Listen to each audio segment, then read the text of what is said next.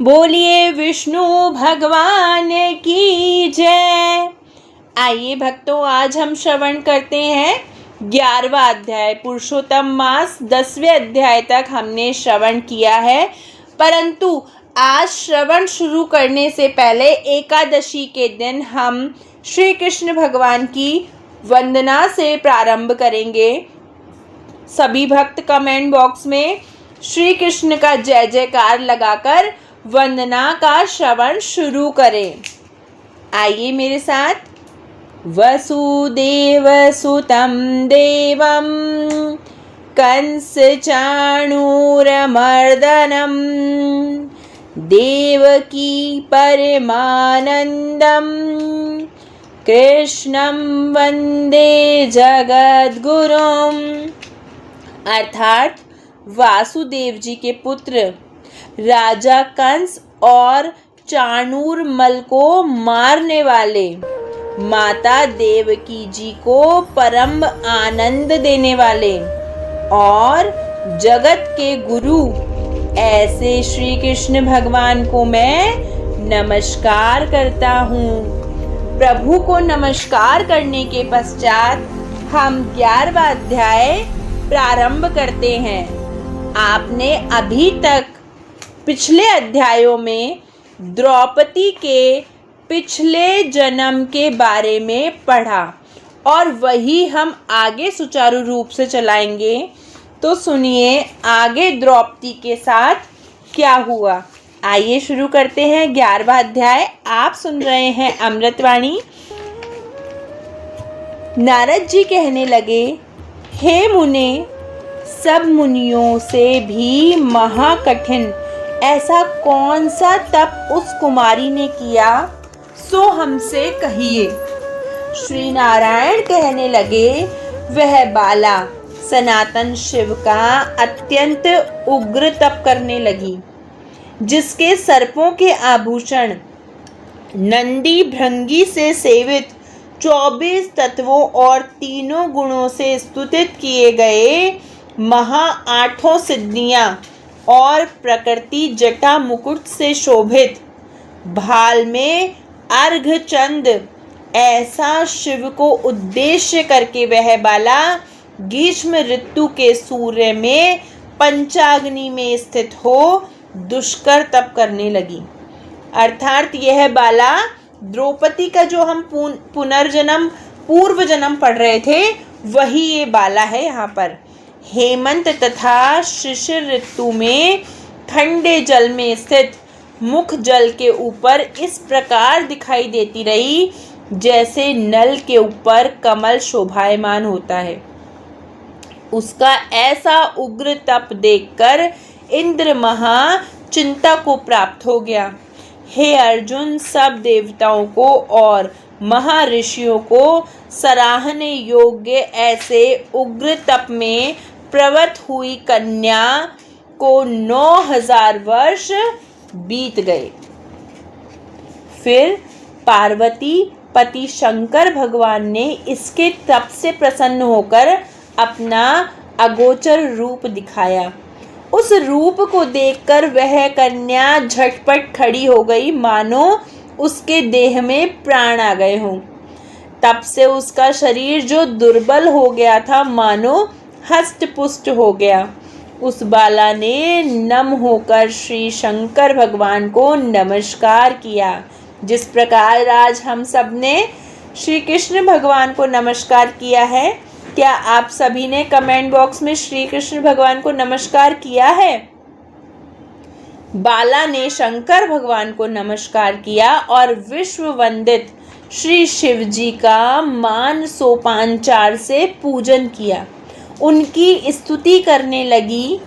हे राजन, जब उस मेघावी ऋषि की तपस्विनी कन्या श्री शंकर भगवान की स्तुति करके शांत हुई, तब महा उग्र तप से उसका किया हुआ स्तोत्र सुनकर प्रसन्न मुख वाले श्री सदाशिव बोले, हे तपस्विनी, तेरा कल्याण हो, मनवांछित वर मांग। महा आनंद में मग्न कुमारी ऐसा सुनकर प्रसन्न हुए शिवजी से यह वचन बोली कि हे दीनानाथ, यदि आप मुझ पर प्रसन्न हो तो मुझको पति दीजिए। ऐसा ही वह 5 बार कहकर शांत हो गई। मुझको पति दीजिए, मुझको पति दीजिए, मुझको पति दीजिए, मुझको पति दीजिए, मुझको पति दीजिए। तब शिवजी मुनि कन्या को कहने लगे, हे बाला, तूने जो अपने मुख से कहा है वैसा ही होगा। तूने 5 बार पति मांगा है, सो हे सुंदरी, तेरे 5 पति होंगे। श्री कृष्ण कहने लगे, श्री शिव के ऐसे अनीति प्रिय वचन सुनकर बाला बोली, हे सदाशिव, एक स्त्री के एक ही पति हो सकता है। कहीं भी स्त्री 5 पतियों वाली देखी ही नहीं, ना ही सुनी है। ऐसे पुरुष के 5 स्त्री तो हो सकती है, मैं 5 पतियों वाली पत्नी कैसे होंगी? आपको ऐसा कहना योग्य नहीं है। हे प्रभु, ऐसा वरदान देने से आपको ही लज्जा होगी। उस कन्या के ऐसे वचन सुनकर श्री शिवजी कहने लगे कि इस जन्म में नहीं तो अगले जन्म में होंगे। वहाँ तू तपोबल से योनि से उत्पन्न नहीं होगी और वहाँ अग्नि से उत्पन्न सुख को प्राप्त होकर परम पद को प्राप्त होगी। दुर्वासा मेरा ही रूप है, तूने उनका तिरस्कार किया था। यदि दुर्वासा कोपायमान हो जाए तो तीनों लोकों को जला देवे। तूने अत्यंत भ्रा तेज से तिरस्कार किया था और तूने भगवान के प्रिय पुरुषोत्तम मास का व्रत नहीं किया, जिसको श्री कृष्ण भगवान ने सब ऐश्वर्य सौंप दिए।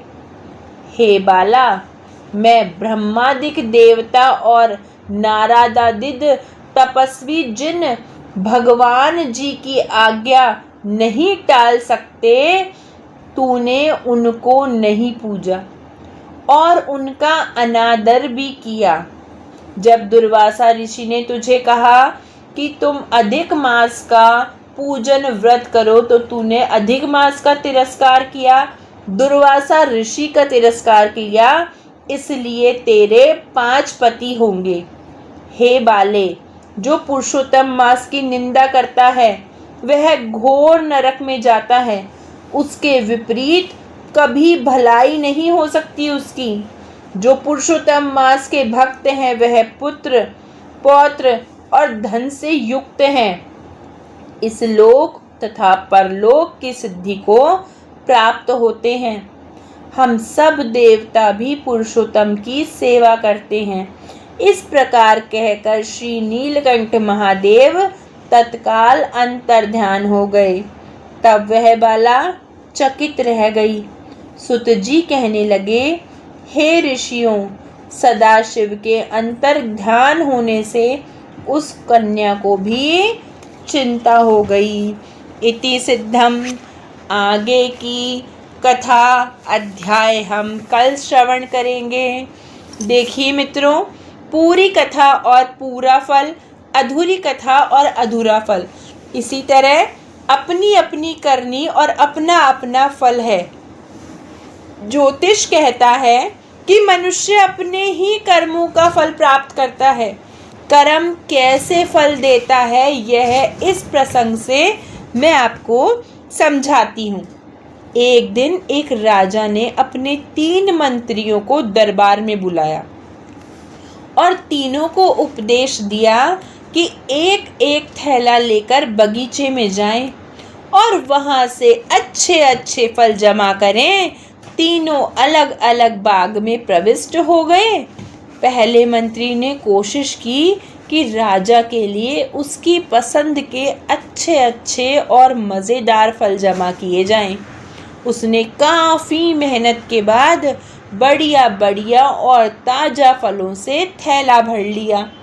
दूसरे मंत्री ने सोचा, राजा हर फल का परीक्षण तो करेगा नहीं, इसलिए उसने जल्दी जल्दी थैला भरने में ताजा कच्चे गड़े सड़े फल भी थैले में रख लिए। तीसरे मंत्री ने सोचा, राजा की नजर तो सिर्फ भरे हुए थैले पर होगी, वो खोल कर तो देखेगा भी नहीं इसमें क्या है। उसमें समय बचाने के लिए उसने जल्दी जल्दी इसमें घास और पत्ते भर लिए और वक्त बचा लिया। दूसरे दिन राजा ने तीनों मंत्रियों को थैलों समेत दरबार में बुलाया और उनके थैले खोल कर भी नहीं देखे और आदेश दिया कि तीनों को उनके थैले समेत दूर स्थान में एक जेल में 15 दिन के लिए कैद कर दिया जाए। अब जेल में उनके पास खाने पीने को कुछ भी नहीं था सिवाय उन फलों से भरे थैलों के। तो जिस मंत्री ने अच्छे अच्छे फल जमा किए वो तो मज़े से खाता रहा और 15 दिन गुजर भी गए। फिर दूसरा मंत्री जिसने ताज़ा कच्चे गले सड़े फल जमा किए थे वह कुछ दिन तो ताज़ा फल खाता रहा, फिर उसे खराब फल ही खाने पड़े जिससे वो बीमार हो गया और बहुत तकलीफ उठानी पड़ी। और तीसरा मंत्री जिसने थैले में सिर्फ घास और पत्ते जमा किए थे वो कुछ ही दिनों में भूख से मर गया। अब आप अपने आप से पूछिए कि आप क्या जमा कर रहे हैं। आप इस समय जीवन के बाग में हैं, जहाँ चाहे तो अच्छे कर्म जमा करें, चाहे तो बुरे कर्म, मगर याद रहे जो आप जमा करेंगे वही आपको जन्मों जन्मों तक काम आएगा। इसी प्रकार अपने कर्मों की अपनी अपनी करनी और अपना अपना फल। दिल में बुराई रखने से बेहतर है कि नाराज़गी जाहिर कर दो। जय श्री राम। अगर आपको मेरी वीडियो से प्रभु के प्रति भक्ति और अपने कर्मों के प्रति ईमानदारी आई हो तो मेरे चैनल को ज़रूर लाइक एंड सब्सक्राइब करके अपने मित्रों, सहेलियों, माता पिता, पति पत्नी के साथ अवश्य शेयर करें। जय श्री राम।